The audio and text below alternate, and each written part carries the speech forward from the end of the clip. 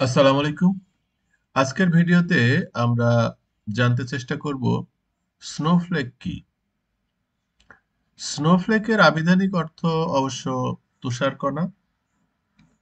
আবার স্নোফ্লেক একটা database design পদ্ধতিও বটে। স্টার স্কিমা এবং স্নোফ্লেক স্কিমা নামে আপনারা ডেটাবেজ ডিজাইনের সময় দেখেছেন। কিন্তু এখন আমরা যে স্নোফ্লেক নিয়ে আলাপ করছি সেটা আসলে একটা ওয়্যার হাউসের নাম। অর্থাৎ ডেটা ওয়্যার হাউসের জন্য আমরা এই স্নোফ্লেক ব্যবহার করে থাকি। অবশ্যই এটা ক্লাউড বেসড ডেটাবেস। আমরা যদি সংজ্ঞা বলি স্নোফ্লেকের, তাহলে স্নোফ্লেক হলো একটি ক্লাউড বেসড ডেটা প্ল্যাটফর্ম যা data warehousing, data analytics এবং ডেটা ইঞ্জিনিয়ারিং এর জন্য ব্যবহৃত হয়। এই স্নোফ্লেকটি অ্যামাজন এডব্লিউএস, মাইক্রোসফট অ্যাজুর এবং গুগল ক্লাউডে রান করে। অর্থাৎ এই সিস্টেমটি আসলে মেজর যে তিনটা ক্লাউড প্ল্যাটফর্ম আছে, মাইক্রোসফট অ্যাজুর, অ্যামাজন এডব্লিউএস এবং গুগল ক্লাউড, তিনটাতেই রান করে। আমি যখন স্নোফ্লেকের অ্যাকাউন্ট করব বা অ্যাকাউন্ট লাইসেন্স কিনবো, তখন আমাকে চুজ করে নিতে হবে যে আমি কোন ক্লাউডটা পছন্দ করছি। যদি এডব্লিউএস করি তাহলে এডব্লিউএস এর চেক দিতে হয়, আর অ্যাজুর করলে অ্যাজুর অথবা ক্লাউড করলে ক্লাউড। এখানে অবশ্য স্টোরেজ এবং কম্পিউট আলাদা আলাদা ভাবে হয়, এ, যা এটিকে দ্রুত স্কেলেবল এবং খরচ সাশ্রয়ী করে তোলে।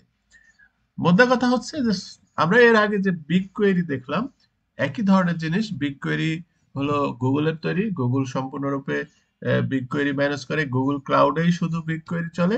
কিন্তু স্নোফ্লেক হচ্ছে আরেক ধরনের ডেটা ওয়্যারহাউস। এইটা এদের নিজস্ব ক্লাউড নাই। এরা ওই গুগল ক্লাউড অথবা অ্যাজুর অথবা এডব্লিউএস এর মধ্যে চলে এই সিস্টেমটা। তবে এই সিস্টেমটা আসলে প্রতিষ্ঠাতা কে? এই সিস্টেমটার প্রতিষ্ঠাতা হলো ডেনট ড্যাসভিল। ইনি একজন ডেটাবেজ আর্কিটেক্ট এবং স্নোফ্লেকের প্রতিষ্ঠাতা। এছাড়াও আরেকজন আছেন, থিয়েরি কুরেন। নামগুলো আসলে কঠিন, আমাদের পরিচিত না। এবং মার্সিন জুকোস্কি। এই তিনজন ব্যক্তি হচ্ছেন স্নোফ্লেকের ফাউন্ডার বা প্রতিষ্ঠাতা। এই স্নোফ্লেক আসলে 2012 সালে এর যাত্রা শুরু হয়। এই প্রথম দুইজন, বেনয়েট ড্যাসভ্যালি এবং থাইরি ক্রোনেস, এরা কিন্তু ওরাকলে চাকরি করতেন। এরা ওরাকল থেকে বাইরে হয়ে আসছেন এবং পরবর্তীতে ওই যে মার্সিন তাদের সাথে যোগ দেন, দিয়ে এই ধরনের একটা ওয়্যার হাউস তৈরি করেন।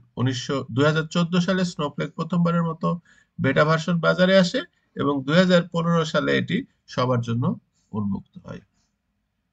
স্নোফ্লেকের আর্কিটেকচারটাও বিগকোয়েরির মতোই, যে বিভিন্ন ডেটা সোর্স সেখানে রাখা যায়।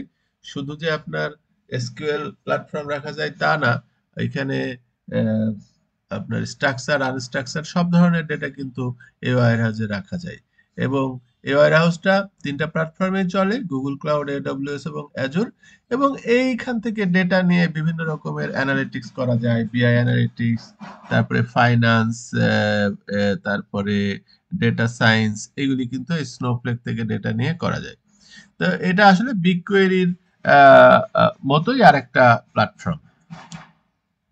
তো স্নোফ্লেক নিয়ে আমরা এরপরে আরো কিছু জিনিস দেখব, কিভাবে স্নোফ্লেকে অ্যাকাউন্ট করা যায় এবং কিভাবে সেখানে ডেটা সেট তৈরি করা যায়, কিভাবে ডেটা রাখা যায়, ইত্যাদি ইত্যাদি। তো এখনকার ভিডিও এখানেই শেষ।